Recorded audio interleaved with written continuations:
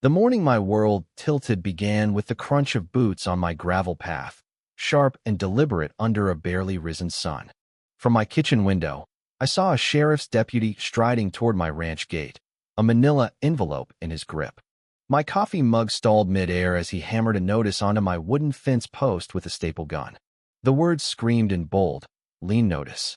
Below, in cold black ink, a demand for $4,200 in unpaid HOA fines for the very fence he'd just scarred. My hands shook as I scanned the page. This was no mistake. This was war. 6 months earlier, I'd built a split-rail fence around my 5-acre ranch. Nothing flashy, just sturdy cedar rails that mirrored every other spread in the county. It was practical, built to keep my chickens and goats from straying onto the road, and it echoed the fence my grandfather had hammered into this earth 80 years ago. But the Oak Ridge Meadows Homeowners Association didn't care about tradition. They saw a target. To understand how a working ranch fell under the boot of suburban overlords, you need to know the history. 25 years ago, this was open country fields, barns, and dirt roads. Then developers swooped in, carving up land for cookie-cutter mansions wedged between old ranches like mine. When they birthed Oak Ridge Meadows, they pulled some legal sleight of hand, dragging existing properties into their HOA's grip. Most of us old-timers shrugged it off, thinking they'd leave us be. That was our first mistake. I raised livestock for eggs and milk, not profit, a quiet life rooted in the land. The fence was a necessity, not a statement. But 2 weeks after I finished it, a $150 fine landed in my mailbox for unapproved exterior modification. I called the HOA office, expecting reason. A woman named Clara, her voice thin and officious, told me to appeal to the Architectural Review Board.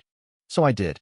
I filled out their forms, attached photos proving my fence blended with the rural landscape, and waited. A month later, the reply arrived: appeal denied. My fence failed to meet community aesthetic standards. No explanation, just a $250 fine for ongoing noncompliance. The game was rigged. I decided to face the beast head-on at the next HOA board meeting, held in a sterile community center every third Thursday. Stepping into that fluorescent-lit room felt like walking into a lion's den. 30 residents sat in metal chairs, staring at a table where 5 board members loomed like a tribunal.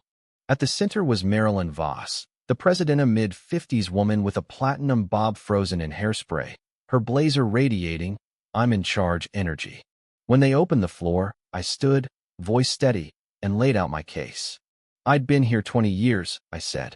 The fence was for livestock, not decoration, and it matched the county's ranching heritage. Marilyn's lips tightened with every word. When I finished, she leaned into her mic, her smile dripping with condescension. "Mr. Caldwell," she said, stretching my name like I was a naughty kid. "Oak Ridge Meadows has standards. We can't let every resident do as they please. Your fence is rustic wood. Our guidelines mandate white vinyl or wrought iron. No exceptions." I held up their rulebook. "Can you show me where it says that?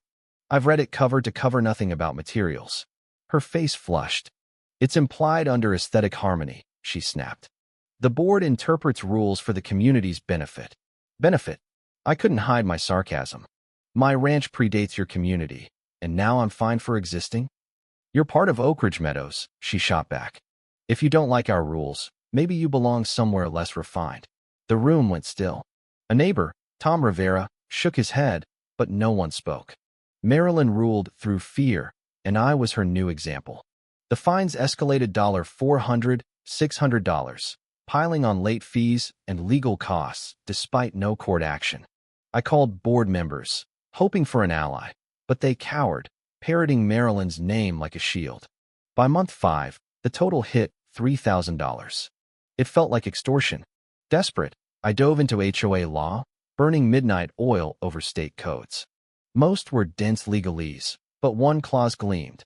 HOA bylaws required a supermajority vote for ratification, with documented notices and ballots.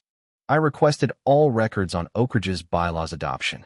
Clara stonewalled, claiming they were archived. I cited transparency laws, and 2 weeks later, she delivered a dusty box of papers. I scoured the minutes, letters, tallies, and found nothing. No vote, no ratification. 15 years ago, The board had imposed the bylaws by decree, unchallenged. My pulse raced. If the bylaws were invalid, every fine, lien, and rule was a house of cards. I needed a lawyer, not a generalist, but a shark. After vetting, I found Angela Ruiz, a former prosecutor turned property law expert. She spread my documents across her desk, her eyes alight. "This is dynamite, Daniel," she said. "If the bylaws weren't ratified, your fines are void, and so is every enforcement action for 15 years. We sued the next week, challenging my fines and the HOA's authority. The HOA's lawyer called Angela, offering to waive my fines if I dropped the case. She laughed and hung up. Word spread like wildfire. Neighbors, once silenced, shared horror stories. The Lopezes fined $1,000 for a wrong mailbox. Another threatened with foreclosure over unapproved shrubs. Marilyn's petty empire was unraveling. She fought back with a newsletter, branding me a disruptive agitator, out to tank property values. But doubt took root. The next board meeting was standing room only. Residents demanded proof of the bylaws adoption. Marilyn deflected, claiming it was a legal matter, not for public debate. Tom Rivera stood. "We deserve to know if you've been fleecing us illegally for years." The crowd roared. Marilyn's smug mask slipped, her eyes darting like a cornered animal. The court date dawned crisp and clear.